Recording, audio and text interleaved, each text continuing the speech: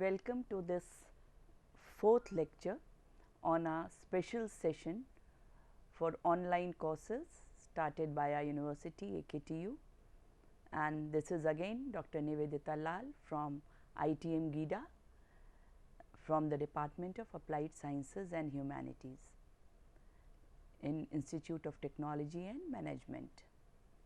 Students, in the previous lecture we had discussed about presentation skills. Some of the aspects have already been discussed and some few relevant topics which were left we will be taking up in this session.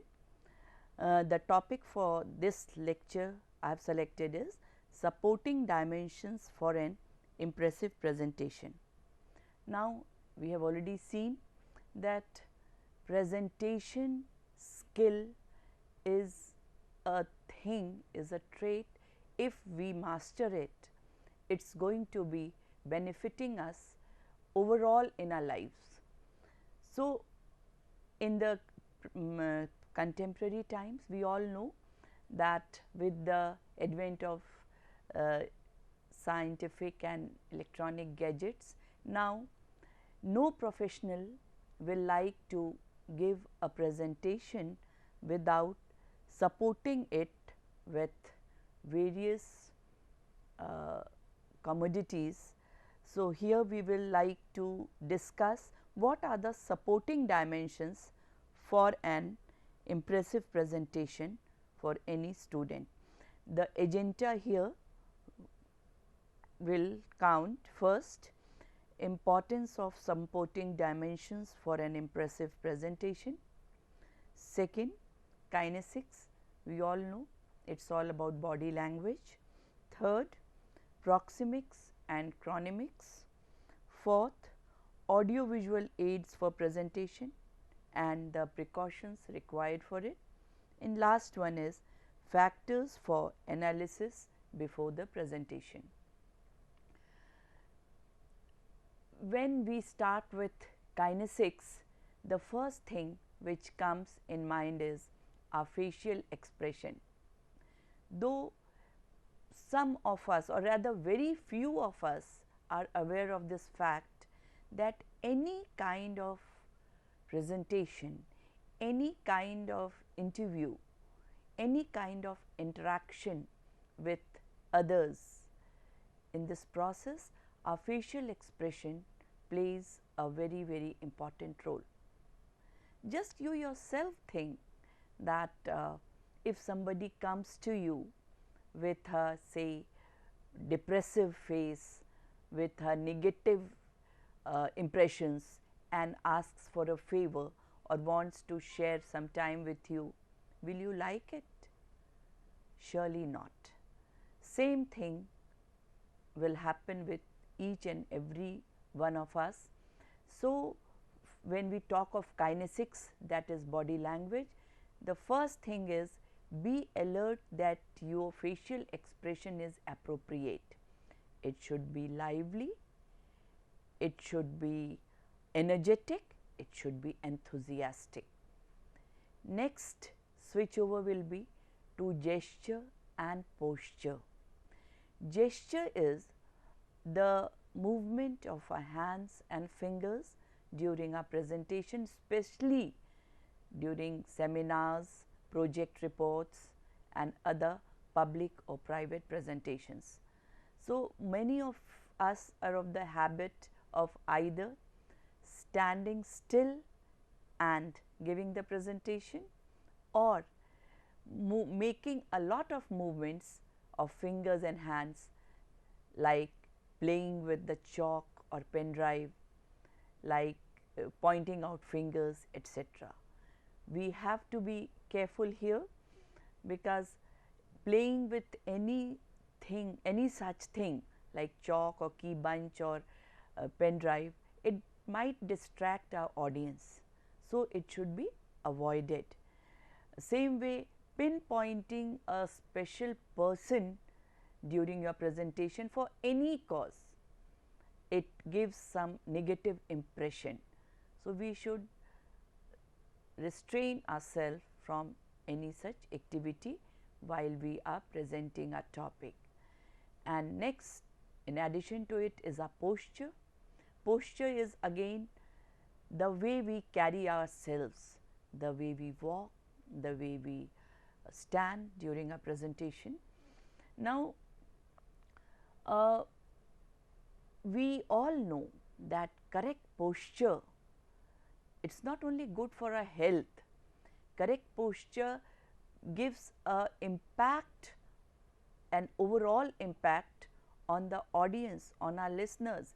If you have a say depressive posture, leaning one side or not very energetic, then definitely the atmosphere will not be very positive. You have to be very careful for your posture. Actually, it is not only about your presentation time. Posture in general, all the good schools right from the childhood, they teach their students to sit straight on their backbone, to walk smartly. So, these things are to be inserted in our habits. Till date, if nobody has told about it, let us from today, let us take care that we have to be careful about our posture, especially during our presentations. It may mar our whole presentation if we are not careful about it. Third point which I like to discuss here is eye contact with the audience. During interviews, I have observed that some of you avoid eye contact. Definitely, it is because of lack of confidence. Any kind of presentation when you are giving, interview is also in presentation, seminar presentation, project presentation, any kind of presentation, eye contact should be proper with your audience. If you are evading eye contact, it's not going to give a good impression. So, proper eye contact should be made with the audience. Now, there is a point that if the crowd is big, the audience says more than 30-40 people, then how to establish eye contact and with whom to establish eye contact. So, I will suggest that you, for a large crowd of audience, you can select some corners, some from the front seat, others from middle, some might be selected from the last rows as well, and after selecting those points you should try to contact with your eyes to the audience. Of course, if you feel that anyone is trying to avoid your eye contact, do not go after that. It can be because there are some people, especially in classes, I have found that the students, some of you avoid teacher's eye contact, because might be the teacher asks you some questions if you look at him or her. So, next is your dress code. Dress code again is a very important thing for your presentation, because the way you dress up, it speaks a lot before your words come out. You should follow decent, proper dress code.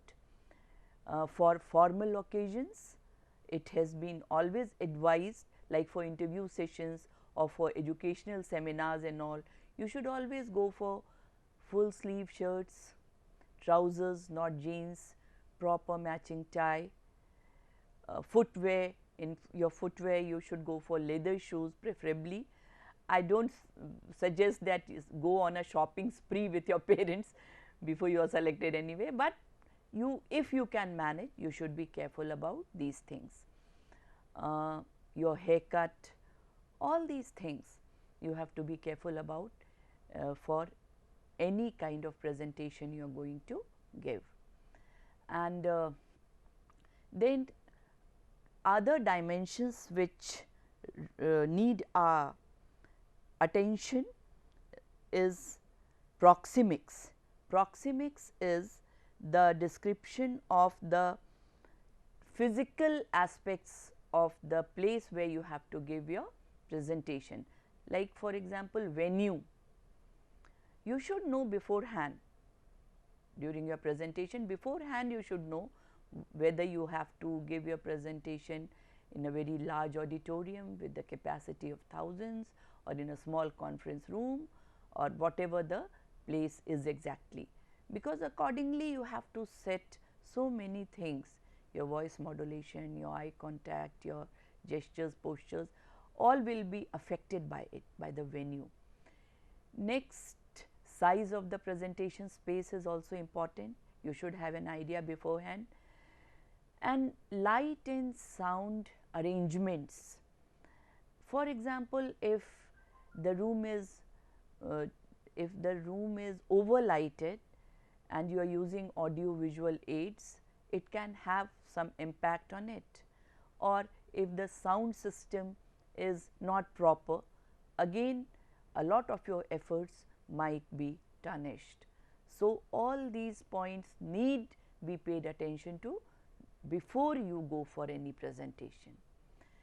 Last but not the least in this category will be time management. You know, I have often found in many presentations that people have a tendency to exceed the time management, and we do not realize the amount of problems it creates for the organizers. If you are exceeding the time limit allotted to you, you must be having more speakers after you, the whole planning might be disturbed. So, stick to the time allotted to you. Even if you are if you complete your presentation much before time, again it shows that you were not properly prepared. So, be careful. Of course, few minutes here and there can be managed, but broadly we should stick to whatever time has been allotted to us.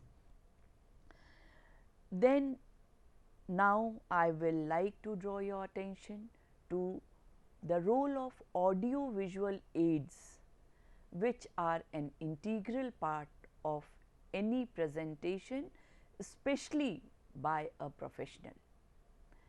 The benefits of using an audio visual aid are immense.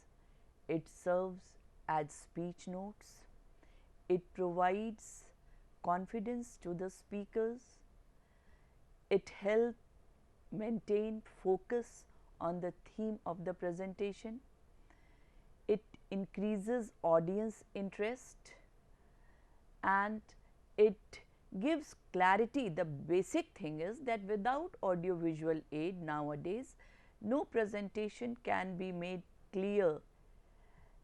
It gives clarity and precision to the topic being presented. So, my suggestion is that whenever there is an opportunity for any professional or academic presentation, the presentation should be supported by audio visual aids. But now here using audio visual aids is also a point, because there are so many types of visual aids nowadays. Whatever kind of visual aid we are using, we need to first check the topic and then we should decide what type of visual aid we have to use. There are 3-dimensional visual aids like objects, models, people, etc. Then we have 2-dimensional visual aids, drawings, photographs, slides, maps, graphs, charts, etc.